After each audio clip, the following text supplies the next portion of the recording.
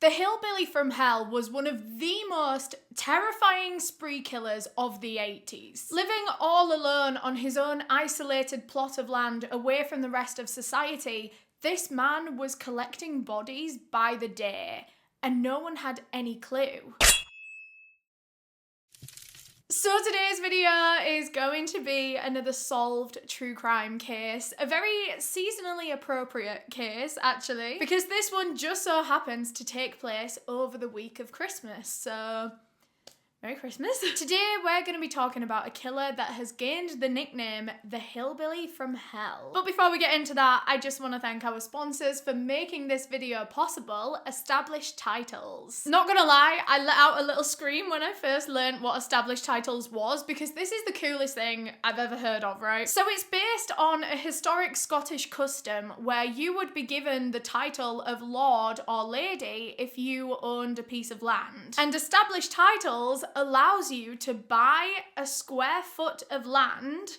Do you see where this is going? And then you can officially become a lord or lady. You get a certificate and everything. And you can actually then have that put on like some official documents like plane tickets or credit cards. Everyone will know that you're a lord. And Established Titles will also send you a unique plot number so that you can look up the exact location of the patch of land that you own, which is really cool. And what's even better is that for every order sold, Established Titles is committed to planting one tree to help global reforestation efforts and preserve the beautiful Scottish woodlands. They also support global environmental charities as well, so it's not just Scotland where they're planting trees, they're making a difference worldwide through this. They work with two charities in particular called One Tree Planted and Trees for the Future, which I just think is so incredible. You get something really fun like the Lord and Lady title and the certificate and stuff, but you're really making a difference with this. And I actually just think it's like a smashing Christmas present as well. Like imagine finding out that your mate had made you a lord for Christmas.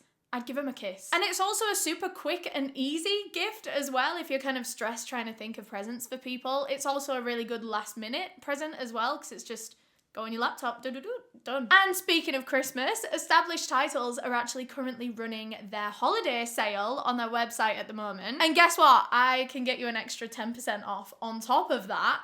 You're welcome. All you have to do is go to establishedtitles.com/Eleanor. The link is also in the description of this video, and use the code Eleanor10 at checkout for 10% off. Thanks again to Established Titles for sponsoring this video. Now, before we get into it, I do just want to give my usual disclaimer that I mean absolutely no disrespect to anyone that I talk about in this video. This video is for educational purposes, and everything that I'm about to say is just information that I have found on the internet and I'm compiling into one video. Just a couple of content warnings before we get into this one, although they are quite heavy ones, so if any of the things that I'm about to mention are things that you think you don't want to listen to right now, I completely understand. Please do click out of the video. The themes of this video will include incest, sexual abuse. The victims in this case are children. The victims of incest and sexual abuse are children. So like I said, if any of that is something that you don't want to hear about right now, click out now because I'm about to get on with the rest of the video. So today's case takes place in Arkansas in the late 1980s. But first, let's take it back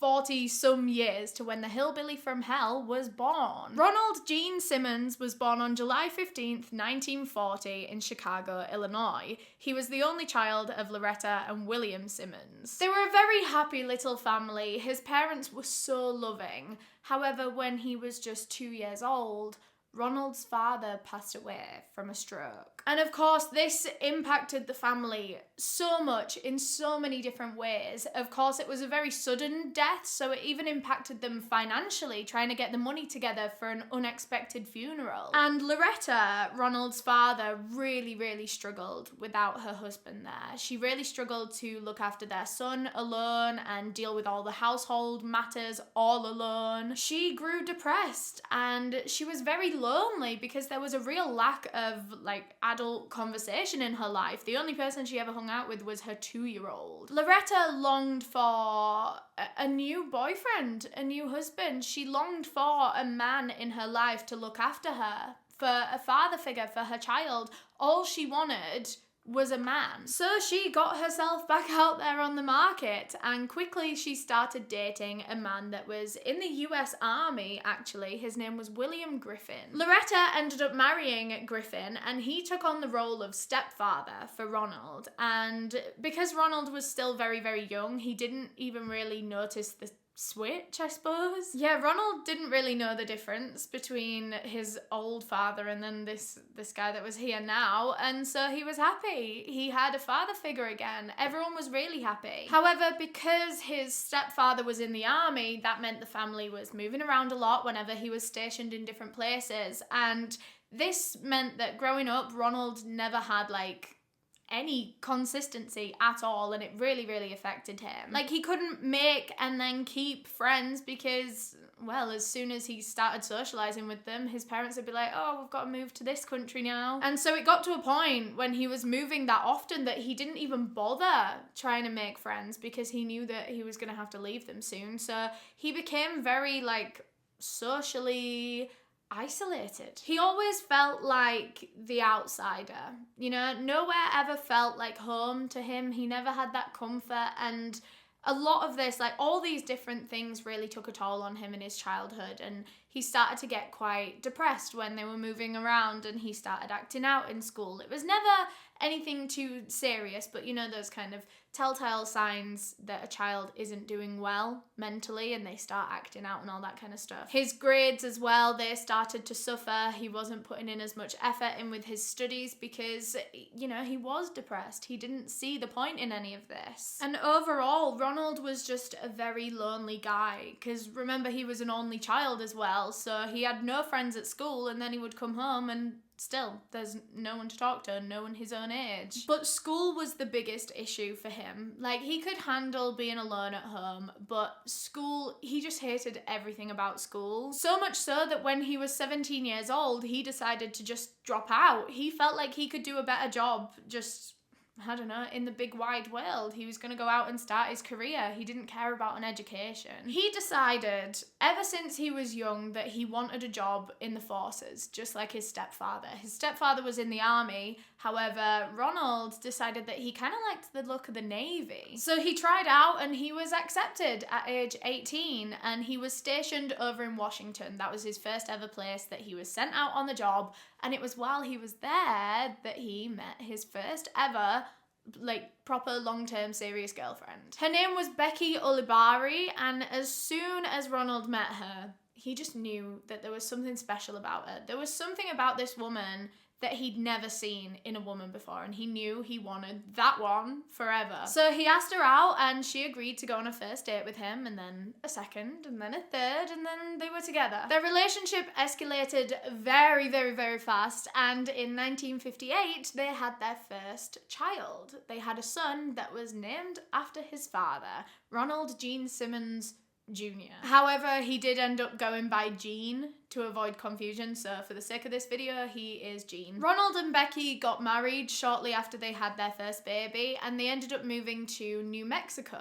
They got a house in quite a small town in New Mexico, and Ronald would work away a lot, obviously. He was in the Navy. And Becky was a stay-at-home mother for Gene, and that was just kind of their family dynamic. Dad was away at work a lot, and Mum was at home with the baby. And they were happy with this life, this is exactly what they wanted. When they first got together, they knew that they wanted the family and the house and everything. Things were going really well. 2 years after the wedding, Ronald and Becky welcomed a second child. This time, it was a beautiful baby girl named Sheila. And Ronald found himself really attaching to Sheila. He felt like they had some kind of deep connection, like their souls were connected almost, like they were meant to be together in this life. Her birth seemed to touch him a lot more than his son's did, which is a bit sad.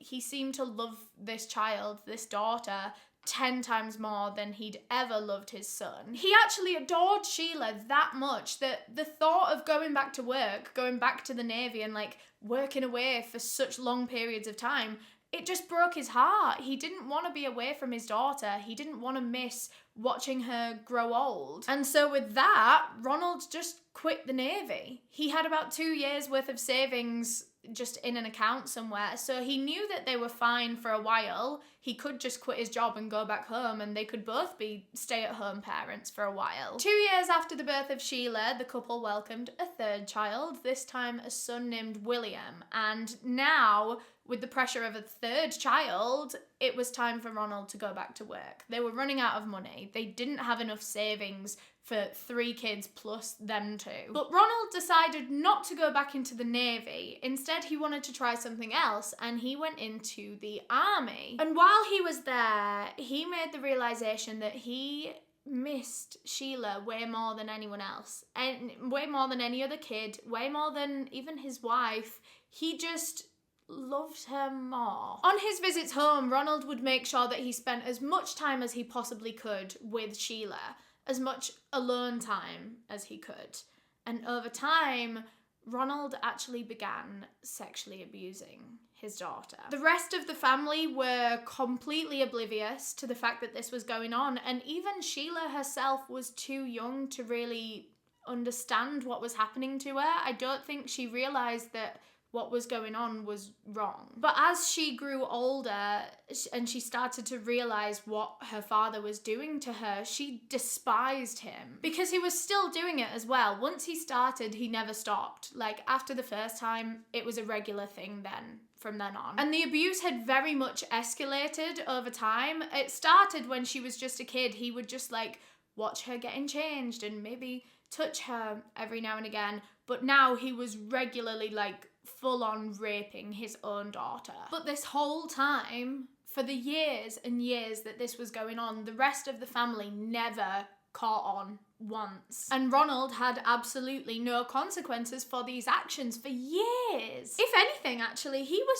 thriving despite doing such awful things behind the scenes. He was winning like medals, bravery commendations in the army, like everyone thought he was a hero, but they had no idea what kind of man he was when he went home at the end of the day. Over the years, Ronald and his wife Becky had 4 more children, so now they've got 7 kids. They had 3 daughters named Loretta, Marianne, and Becky Jr., and a son named Eddie. And it was around this time, when Ronald was about 39 years old, that he decided to retire from the army. He wanted to go back and be a family man. He wanted to be around his family, and that's exactly what he did. And now that he was back in the town, this family were a very recognizable family in the area. Obviously, because there's 7 kids and they're all traveling like as a pack, everyone knew about this family. But over time, Ronald Simmons in particular, his reputation in the town began to sour. People described him as a hillbilly and said that he was disrespectful, ignorant, rude. In fact, a lot of people in the area actually feared him on the streets because he was known for sexually harassing, catcalling, even groping girls. Little girls as well on the street. Sometimes it was young women, sometimes it was young girls. So people did see what a weird and shady guy Ronald was, but for some reason he never saw consequences. Like, everyone knew that he was like this as well. One of Sheila's friends, when they were kids, once went round to their house after school and she saw the inner workings of Ronald Simmons. I have a quote from her here actually. She said, "He had beer in his hand all the time. He had one little room that he would stay in all the time, and it was dark. It seemed spooky, and it stunk." And when Ronald found out that Sheila and her friend had gone into his little room, because there was actually a rule within this household that no one was allowed in the room, in the little room. That was Ronald's room, and no one was allowed in there. And as soon as he found out that his daughter and her friend had seen the inside of that room, he went insane. He flipped out, he punished both the girls, he punished the rest of the kids along with them, just to set an example that no one should go in his room. And after this incident, he never allowed his kids to have friends round to the house ever again. And they were never allowed to go to their friends' houses either. So from this point on, everything was different for the family. All the kids became like social recluses. This is actually quite a notable point in the whole family's life. Things dramatically changed from this point on. However, one thing that stayed consistent was Ronald's abuse of his daughter Sheila. It had been going on for years and years and years at this point, and still no one was catching on. But soon, Ronald was going to be caught in the act. In April of 1981, police received a phone call from one of Ronald Simmons' neighbours, claiming that he had seen Ronald giving his daughter Sheila a goodbye kiss before she left for school. But this wasn't just a normal, parent-child goodbye kiss. This was horrifying. It was way more of a kiss than any father should ever be giving their daughter. It absolutely sickened this neighbour to see it. And so, of course, he went and reported it to the police, and this investigation into Ronald Simmons began. But of course, the police had to be very careful about how they went about this. With sensitive cases like this, of course they do, because it's very easy to cause further damage. If they went about this in the wrong way, then Ronald could easily hurt Sheila even more. So the first thing they actually did, they were trying to work as behind the scenes as they possibly could without letting on to Ronald that they were suspicious of him. And so the first thing they actually did was go to Sheila's school and speak with her teachers, her counsellors. They basically informed them of the investigation and the accusations that were made against Ronald. And so when these teachers came out of this meeting, they decided to go and speak with Sheila. She was pulled to the side and put in a room with a counsellor where they basically asked her a bunch of questions, and surprisingly, she was very, very open and honest about everything. In fact, she even admitted to this counsellor that she was pregnant with her father's baby. So the school immediately report this to the social services, who again immediately came out to speak to Sheila. This was a very, very serious incident, so everyone was very quick to react. So the social services arrive at the school, they interview Sheila, and she tells them everything about her father's abuse from start to present. She told them that she had been abused by her father for years and years and years, and this is actually the first time that anyone had ever noticed or offered help. That same evening, a full police investigation was launched against Ronald Simmons. However, there was one issue. Ronald himself had somehow found out that an investigation had begun against him, and he wasn't going to stick around to see how it went. So he rushed straight home to his family and told them all to pack their bags because they were getting in the car and they were fleeing. They were going to run away. His plan was to go over the border into Arkansas and, just start a new life over there, I suppose. So the next morning, they packed up the car, drove into Arkansas, and set up a new life. And for the next few months, they settled into this new life, and it seemed that they had avoided the police investigation. Because now that they were in an entirely different state, the investigation can't be carried over from one police department to the other. So instead of New Mexico police getting in contact with Arkansas police to let them know what kind of person Ronald was and to keep an eye on him, they didn't do that. They decided to just drop the case.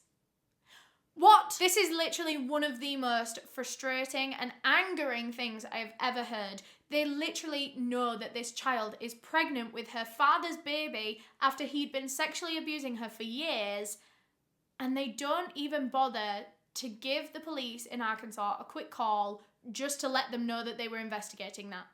They couldn't even be bothered to do a quick phone call. So the other police department had no idea. So no one was looking out for Ronald Simmons. He was away from the watchful eye of police, and the abuse of his daughter continued. Sheila eventually gave birth to her father's baby. It was a daughter that she named Sylvia Gale Simmons, and now he had a daughter and a granddaughter all in one child. For the next few years, the Simmons family were constantly moving from place to place throughout Arkansas. They never wanted to stick in one place for too long because Ronald was still quite paranoid that the police were onto him. Of course, we know that they weren't because they just dropped the investigation as soon as he moved, but he thought that they'd probably still be after him. So he didn't want a permanent location. He wanted to be constantly on the move. But at this point, it was starting to get to him. They'd been doing this for a few years at this point, and he hated always having to be alert and on his toes.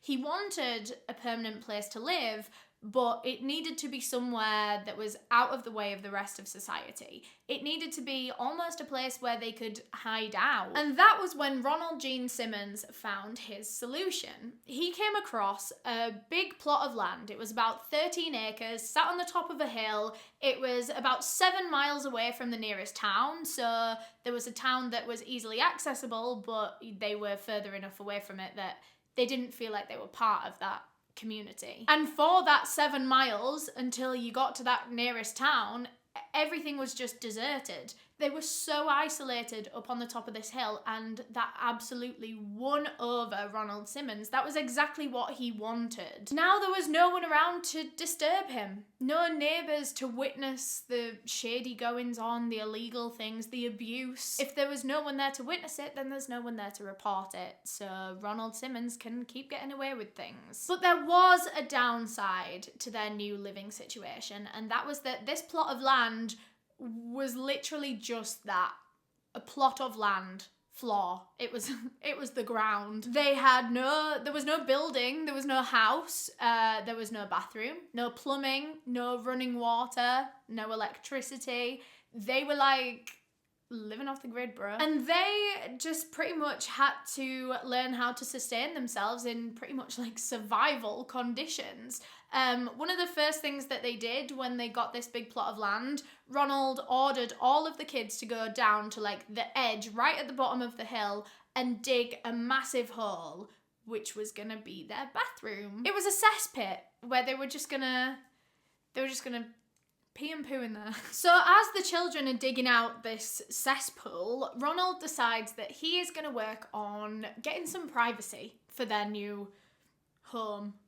Can you call it a home if there's no home? He built a 10-foot tall fence all the way around their 13 acres to keep them in and keep outsiders out. He wanted to make sure that they were as isolated and alone up on that hill as he possibly could. And he smashed it, to be fair. So I'm sure you're wondering, if they don't have an actual home, where are they sleeping? Well, on the day that they bought the land, they went to like a scrapyard car dealership thing, and they bought the 2 oldest, most broken down mobile homes that they could find, you know, the cheapest ones, of course, and they brought them back to all these fields, and they just parked them next to each other, and that was their house. That was their house. They went from having it all, to be honest. I mean, they weren't rich before, but they certainly weren't really struggling. They had quite a good wage from Ronald being in the army and in the navy and stuff like that. But now life was completely different. Like, they had to stay away from society as much as they could because they were paranoid that the police would get to them. And Ronald didn't have that job anymore, so he didn't have any structure in his life. So what he did for work now that he was in Arkansas, because he didn't have any like qualifications or anything, he would just go out into the town and like ask people if they wanted stuff doing, you know? So like random little handyman jobs, or like if anyone needed like, I don't know, like a shelf putting up. I don't know, I actually don't know the kind of things that he would do, but you know, like odd little jobs that people need doing around the house or around their farm, he would go and do it. But these kind of jobs didn't actually last for long, which really, that's the kind of job that you should be able to have forever. That people are always going to need little jobs doing. You're always going to have a job to do. However, before long, people didn't want to go to Ronald anymore because he gained a reputation for himself while doing these jobs. He was, like I said before, rude, ignorant. He smelled as well because they didn't have a shower, so he never washed himself. He went to the toilet in a hole and then never washed himself. So imagine the smell. He was just quite unpleasant to have around or to have in your home. So why on earth would anyone ever want to hire him for a job? People just hired other people.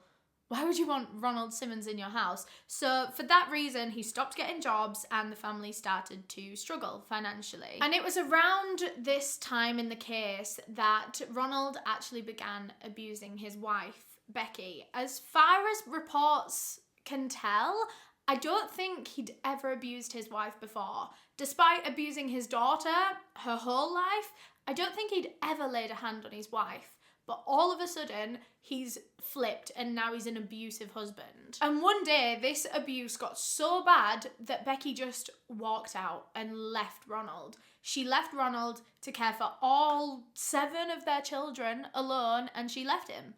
But that didn't last long. She was back within a few days. A lot of people think that the reason she came back, because we don't actually know why she came back, whether he managed to persuade her back or if she voluntarily wanted to go back. But a lot of people think that the reason she did was because she didn't want to leave her kids alone with Ronald.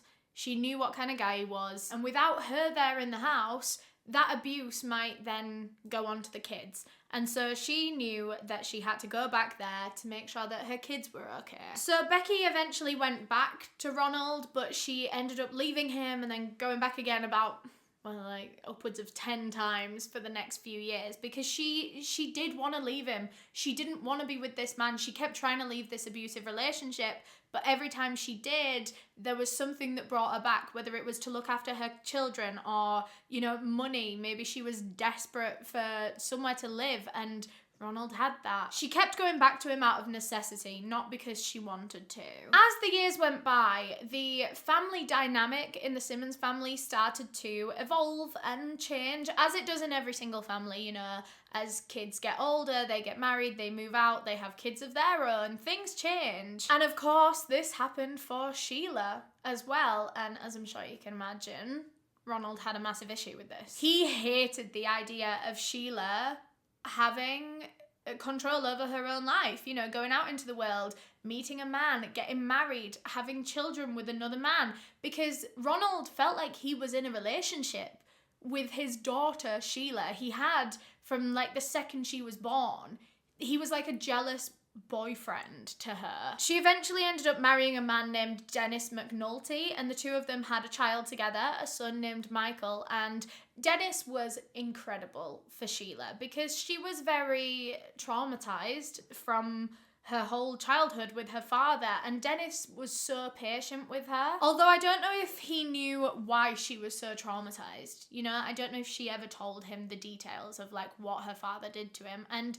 he actually accepted Sylvia, Sheila's daughter, as his own. He started raising her as his own daughter.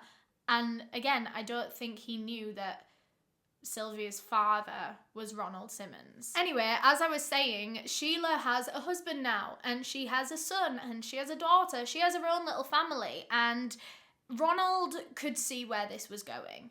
He could see that she was going to move out of the family home very soon, and he wasn't really going to see her again after that. This made Ronald really, really depressed, and to be honest, this was just the cherry on top of the rest of his massive pile of problems. He was living in poverty, he couldn't keep a job, he was isolated from the world, his wife kept trying to leave him, all his kids are now leaving the house. He can literally see his life falling apart around him, and he's starting to get hopeless at this point. And to make matters even worse for Ronald, he had actually just been reported to the police by a woman that he'd once done a job for, you know, when he was doing all those handyman jobs. She said to the police that Ronald Simmons had sexually assaulted her.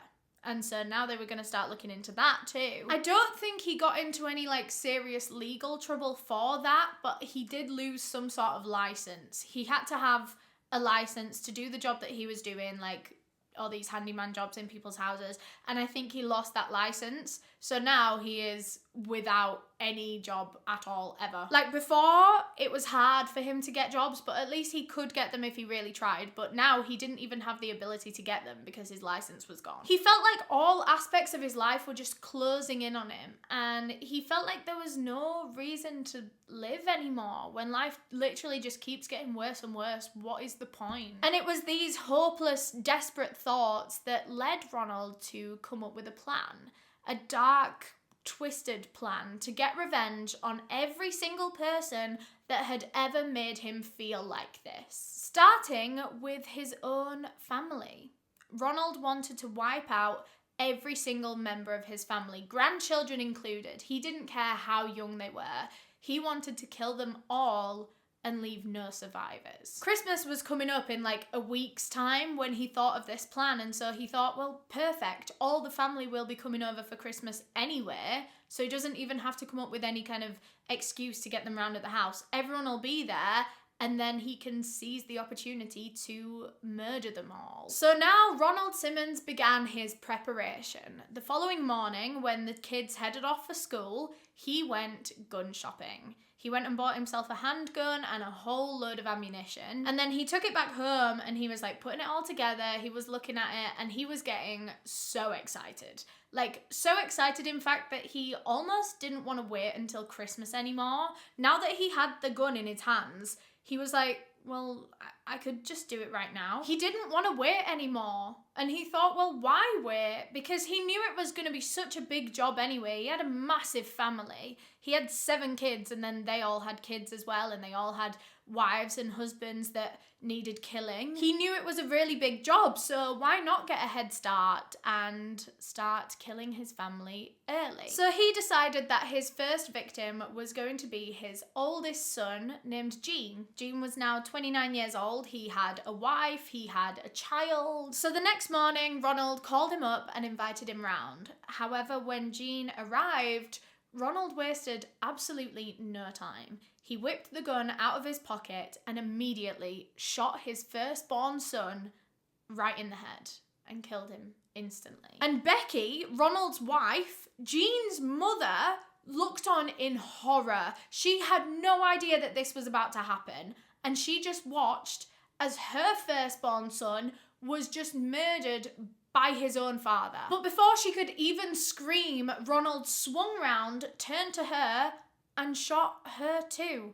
He shot and killed his own wife, and now Ronald Gene Simmons was a double murderer, just like that, within seconds. But he wasn't done there, because Gene actually had a 3-year-old daughter named Barbara, and like I said, Ronald was sparing no survivors. He walked over to where the little girl was sat, he put his hands around her neck, and then squeezed until he strangled her to death. And now he was officially a serial killer, with 3 kills in the space of, 10 minutes, 5 minutes? And it's actually unknown why he changed his MO at the end there. He shot the first 2 victims but strangled the last. It's believed that it's probably because she was a child. Something in his head probably told him that that was a more suitable way to kill a child. Of course, it's quite hard to understand. When you're not a murderer, it's kind of hard to see why murderers do certain things, you know? But it is a pattern that you'll see with the rest of the killings. He has one murder method for adults and one for children. So now Ronald is standing there on his land with 3 bodies just laying on the ground in front of him, and he knows that he needs to get rid of them. So he dragged all 3 of his family members' corpses down to the edge of his land where the children had once dug that massive cesspit that was full of human waste, and one by one he threw each of the bodies into this hole in the ground. And what's even eerier is that, of course, Gene had helped to dig that hole when they first moved there. He had helped to dig his own grave. Once the bodies were ditched in the cesspit, Ronald went back up to the mobile homes and just sat and watched TV for a while.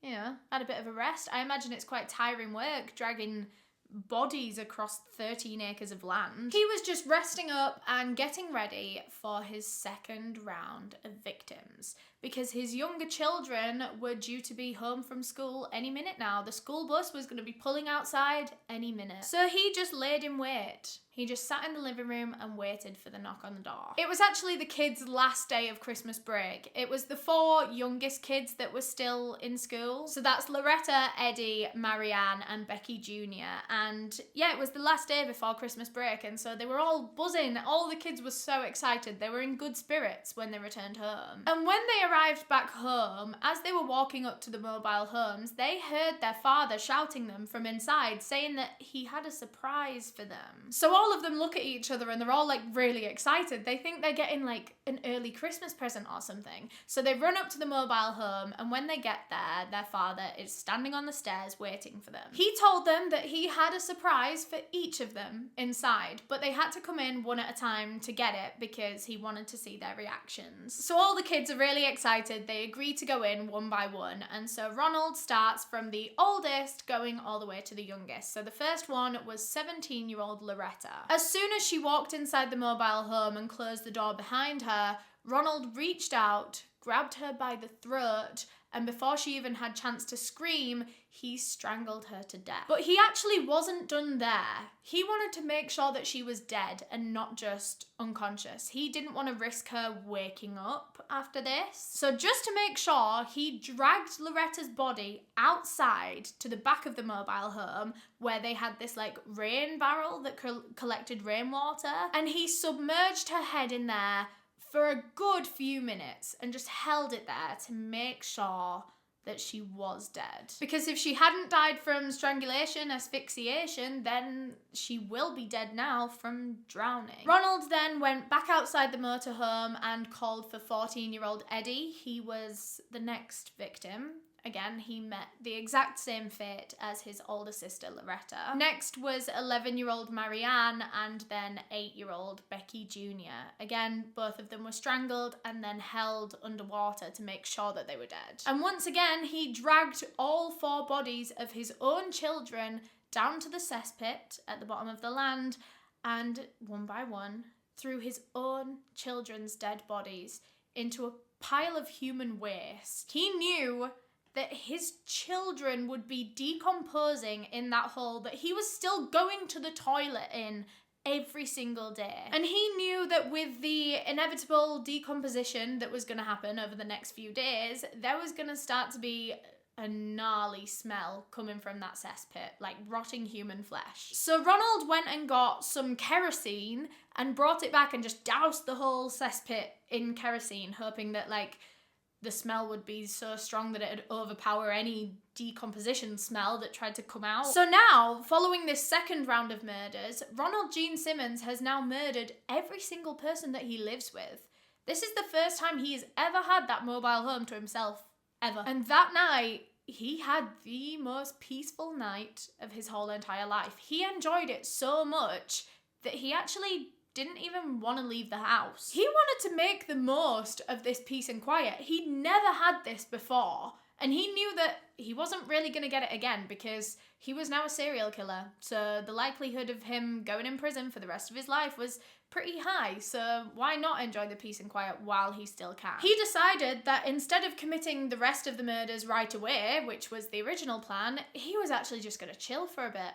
He was just going to chill in the house and enjoy the quiet. So yeah, for the next few days, he was literally just in his mobile home. Even on Christmas, he spent Christmas alone in his mobile home, doing nothing other than drinking and sleeping. In fact, that was what he was doing. He wasn't doing nothing. He was drinking himself into oblivion. He was like blackout drunk the whole time. And then on Boxing Day, December 26th, Ronald Simmons decides, maybe it's time to get back to the original plan of murdering my whole entire family. That night, he had the rest of the family visiting, including Sheila. They all thought that they were coming over just for like, I don't know, like a bit of a Christmas dinner. Of course, they had no idea that most of the family had been dead for a few days at this point. So it was midday when the first group of guests arrived. It was Ronald's 22-year-old son named William, his wife, and their infant child. And again, just like last time, Ronald was not about to waste any time here. As soon as they arrived on his land, Ronald lifted his gun and shot both his son William and his wife straight away, before they even had chance to see that he was holding up a gun. And then he looked to the side and saw their 1.5-year-old son named Trey. And he knew that he had to do something about him too. So he grabbed this child and carried him back to the mobile home, where he proceeded to strangle him and then submerge his whole entire body in the rain barrel and hold him there for a while because, like I said, he was not taking any chances leaving any survivors. So that's 3 more victims added to his rapidly increasing death toll, 10 in total now, and he wasn't slowing down for anyone. He quickly dragged all 3 of those bodies down to the cesspit. He did this as quickly as he could because he knew that his favourite guest of all was due to be here any minute. Of course, it was Sheila. But surprisingly, even though he was so excited for Sheila to arrive, he was so excited to see her, again, he wasted no time killing her.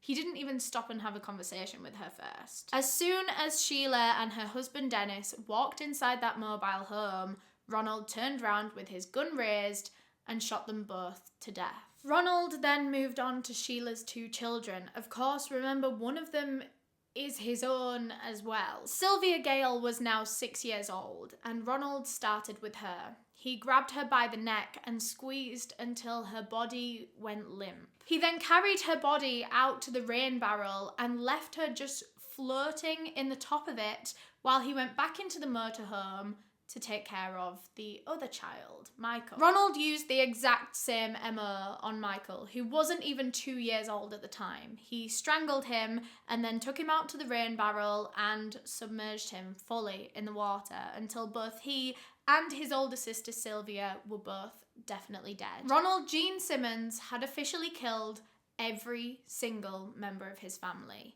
bringing his death toll now up to 14. And now it was time to clear up the mess, starting with the 2 children's bodies. So the first thing he did was he went and grabbed these big plastic sheets and wrapped both their bodies in these because obviously they'd been in the rain barrel, they were wet, and he didn't want the wet dripping all over his house. So he wrapped them up in these plastic sheets and then he carried both the children's body a little bit down the road to like a dirt track that no one ever really used. And on this dirt track, there were 2 abandoned cars that had been parked there for literally years. They'd been abandoned for a long, long time. It was clear that no one was coming back to them. And Ronald remembered in that moment when he killed these 2 children that these 2 abandoned cars existed. And he thought, well, perfect. So he carried their bodies to these cars and then put each of them in a boot of one of the cars and then closed it and left them there. Then he walked back up to his mobile home to go and take care of the adults' bodies, starting with Sheila's husband.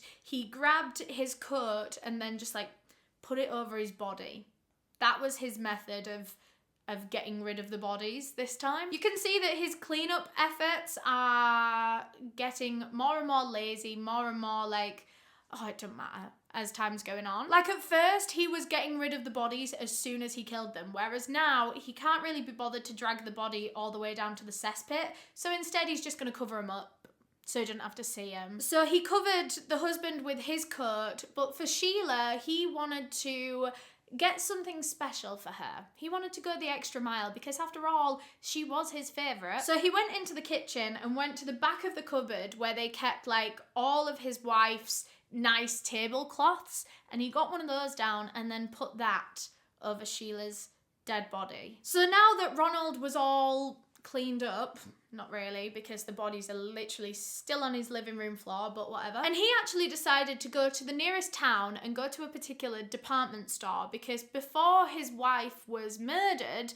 she had ordered all of the kids' Christmas presents to be delivered to that department store, and she was due to pick them up before Christmas, but of course, she was murdered by her husband, so she never got round to picking them up. And it was on this particular day, on Boxing Day, when he'd killed the rest of his family, that Ronald remembered about those Christmas presents. And he knew that this could easily trip him up if he wasn't careful, because if the department store noticed that Becky hadn't gone to pick up all the Christmas presents, that looks dodgy. What kind of mother of 7 is not picking up their Christmas presents before Christmas unless something serious has happened, you know? So Ronald was worried that if he left it any longer, the department store would notice and they would contact the police. And so he ran down to the department store, collected all the presents, and came up with some kind of excuse as to why they couldn't come before Christmas. After he collected all the presents, he then went into a local bar and drank for the rest of the day.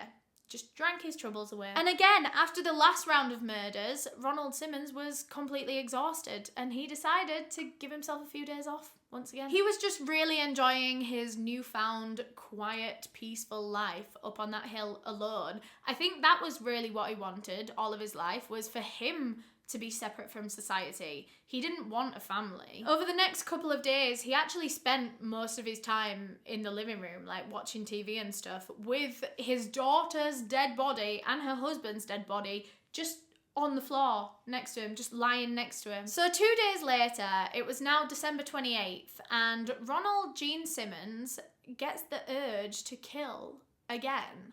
But at this point, he'd already killed his whole family, which was his initial goal. He'd achieved his goal. He didn't need to kill anyone else, but now he'd gotten a taste for it.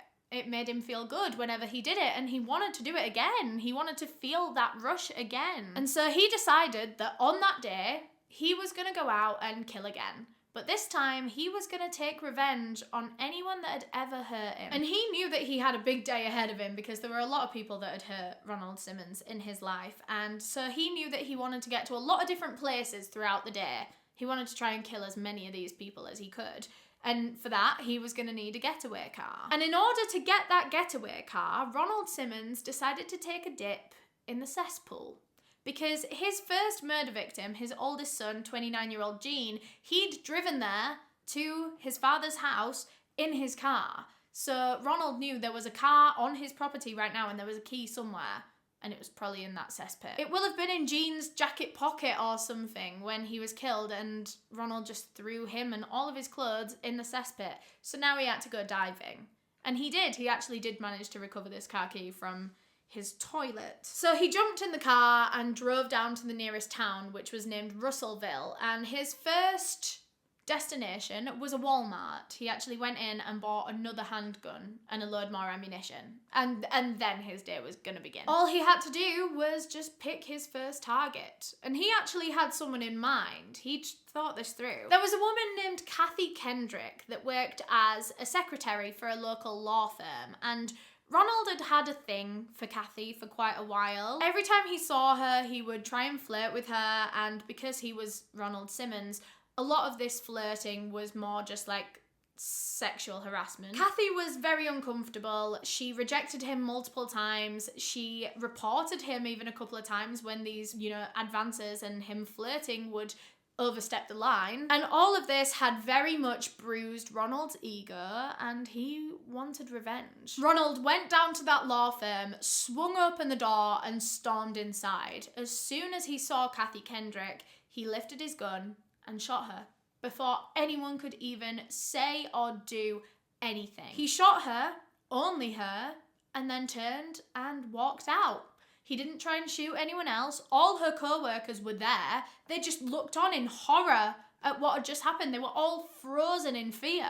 But Ronald Simmons was just cool, calm, collected. He just walked out of that shop and just walked down the street as if nothing had just happened. He walked back to his car, jumped in, and then sped off to his next location. He was gonna go and get his second victim of the day. Now he was heading to the Taylor Oil Company where he used to work, and he was specifically looking for one man in particular named James Chaffin. When Ronald had worked at this oil company, he and James very much clashed. They just had clashing personalities. It wasn't like they ever had like a major fight, but they just never got on. They never saw eye to eye. They never understood each other. When Ronald arrived at the oil firm, he walked straight in the door, and as he did, James Chaffin was actually walking out of his boss's office. So Ronald lifted the gun and shot straight at James Chaffin. He shot quite a few times, actually. James was killed pretty much instantly as soon as the bullets hit him, but he actually wasn't the only person that was injured in this particular incident, because like I said, he had been stepping out of his boss's office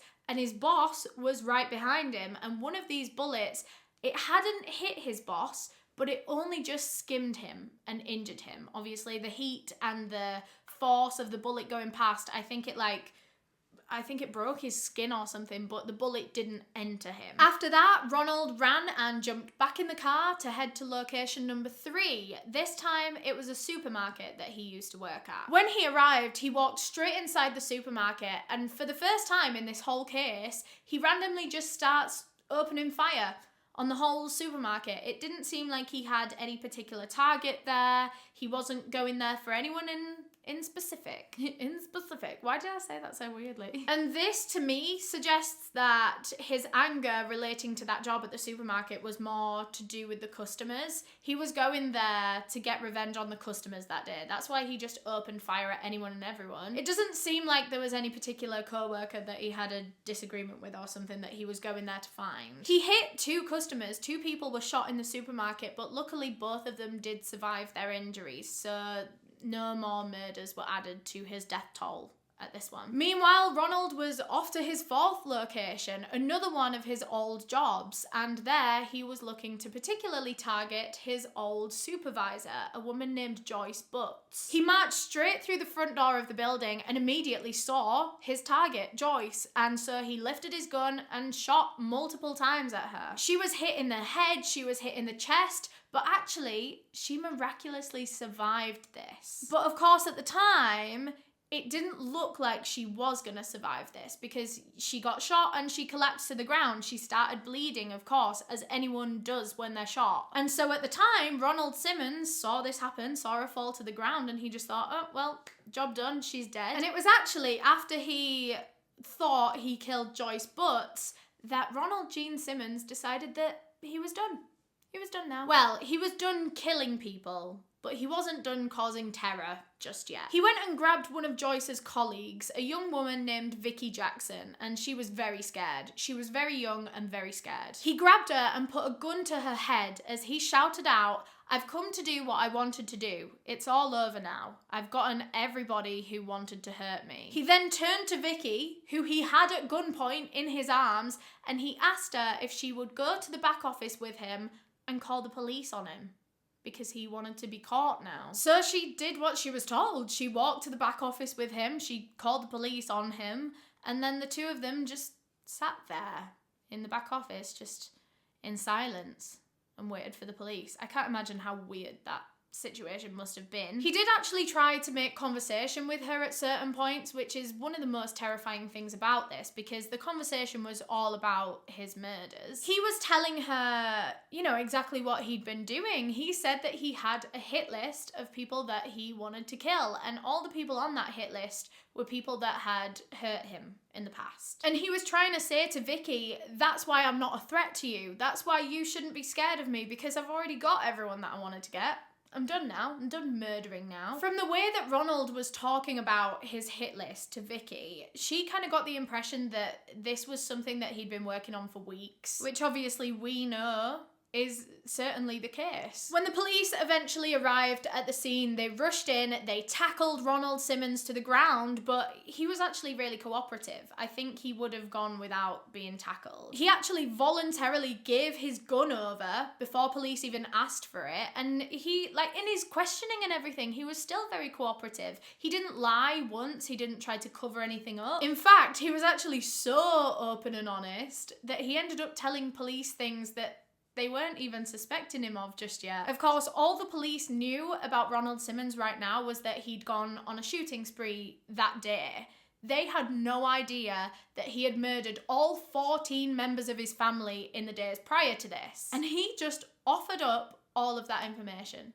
He told the police that he'd murdered every single one of those 14 people. Well, actually, now his death toll was up to 16 with the 2 added people from today. All the other people that he shot survived, but there was those first 2 victims from this day, the 28th of December, that did lose their lives. So Ronald Gene Simmons had 16 murder victims in total. But the thing that disturbed the police the most about this wasn't what Ronald was confessing to, it was how calmly he was confessing to it. He was so calm and so unbothered, so unemotional as he sat and told the police the stories of how he murdered every single one of his children, strangled every single one of his grandchildren to death, babies, literal babies, and then thrown all of their bodies in the cesspit that he was still going to the bathroom in every single day. In fact, Ronald was so calm and so unbothered that the police actually thought that there was the potential for him to have some sort of mental disability or mental illness that meant that he wasn't, you know, properly understanding the gravity of what he'd done, because if he did, surely he wouldn't be acting like this, you know? So police actually drove him to a nearby hospital to get him assessed ASAP. They couldn't wait to get a psychiatrist into the police station, so they just took him straight there. They had him assessed by like 4 or 5 different psychiatrists there, and every single one of them came back and said, I don't think there's anything wrong with this guy. I think he's just a cold-hearted murderer that doesn't care about what he's done. Police got a search warrant for Ronald's home, and they went down there and managed to recover 12 of those bodies. All 12 of them that he'd left there, all of them that were in the cesspit. There was Sheila and her husband still in the living room. And the smell coming from this house, particularly the cesspit at this point in time, was potent.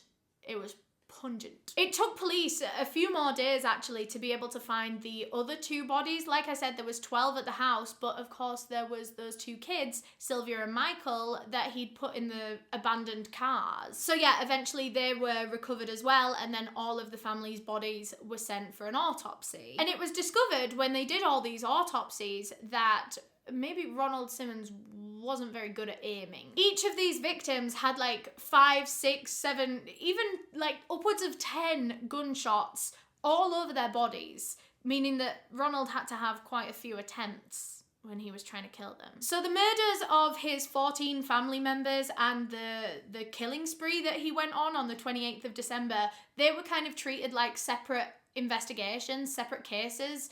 They had completely different police teams, they had completely different trials, so like they were 2 different investigations. And in his trials, it seems that Ronald Simmons was actually trying to get the death penalty. He wanted the death penalty. He even asked for it in his statement. He said, "To those who oppose the death penalty in my particular case, anything short of death would be a cruel and unusual punishment." The truth is that Ronald was just scared to go to prison. He didn't want to do it. He didn't want to live the rest of his life behind bars. He would have rather died instead of spending the rest of his life like that. So the first trial that he had was for the spree killing that he did on December 28th. He murdered 2 people but injured a whole load more that day. For this, Ronald Gene Simmons was found guilty and sentenced to death, actually, believe it or not. It turned out it was going to be quite easy for him to get what he wanted in this case. But on top of the death penalty, he was also sentenced to 147 years in prison, which, like, I don't really know how that works because he's going to get executed anyway, so don't know when he'll serve those years. His death date was set for like 9 months' time, so obviously he had to go to a maximum security prison in the meantime, and of course there was the second trial about to happen for the murders of his family. And at one point during this second trial, the prosecutor lifted the lid on the abusive relationship that Ronald had had with his daughter Sheila all her life. And this caught Ronald way off guard because he didn't even know that they knew about that.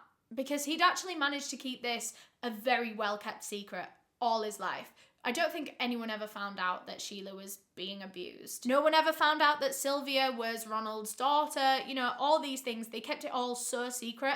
I still don't know how the prosecutors found out. Oh, actually I do. Sorry, I lied. It was actually when they brought Sylvia's body in for autopsy and they did DNA tests, they realised that her father was Ronald. So as soon as the prosecutor gets up there and tells the whole room that Ronald was sexually abusing his daughter Sheila all her life, he freaks out. He absolutely flips out. Ronald actually launched himself across the table and tried to attack the prosecutor. He did actually manage to punch him in the face. And then he tried to make his way over to this security guard and he reached for the gun that was in the security guard's pocket. Fortunately, Ronald was tackled before he could get to the gun. God knows what would have happened if he did get hold of it. So anyway, Ronald was tackled and then security stood him up, walked him back over to his seat, put him back down, and then the trial just carried on as if nothing had just happened. I really wonder what it was like to be in that room. The jury ended up finding Ronald Gene Simmons guilty of the murders of all 14 members of his family, and this actually remains the worst case of familicide in the US ever, in US history. Once again, for these crimes, he was also sentenced to death, so of course he was going to be executed for his crimes by lethal injection, actually. And as that sentence was read out, Ronald smiled, because that was exactly what he wanted. he wanted to be executed. On May 31st, 1990, the soon-to-be President of the United States, Bill Clinton, signed Ronald Gene Simmons' death warrant, and his death date was set for June 25th of 1990. He was given the lethal injection whilst in jail, and no one actually came to claim his body. And so the state made sure that he was buried in a pauper's lot. Although they did put a headstone with his grave, and like, I don't know, this gravestone just kind of gets to me. They made this man sound like a hero. This serial killer. They focused on like all of his war achievements. They called him a veteran. You know, they focused on all his army success. Sorry, he did also murder 16 people. Like, I know they're not exactly gonna put serial killer on his gravestone, but like, we also don't really need to big him up that much, I don't think. But anyway, that is all I have on this case. Thank you so much for watching, and thanks again to Established Titles for sponsoring this video. Remember, if you want to get 10% off on top of the holiday sale that they've got on right now, you can go to establishedtitles.com/Eleanor and use the code Eleanor10 at checkout. A huge thank you to all of my channel members for supporting me and helping decide the cases that I cover, especially my tier 2 members whose names are all on screen right now. If you want to become a channel member, you can click the link to do so in the description, or you can click the join button if you're on a desktop. But yeah, thank you so much for watching. If you enjoyed this video, you'll probably enjoy this one too. I'm gonna pick you one out special.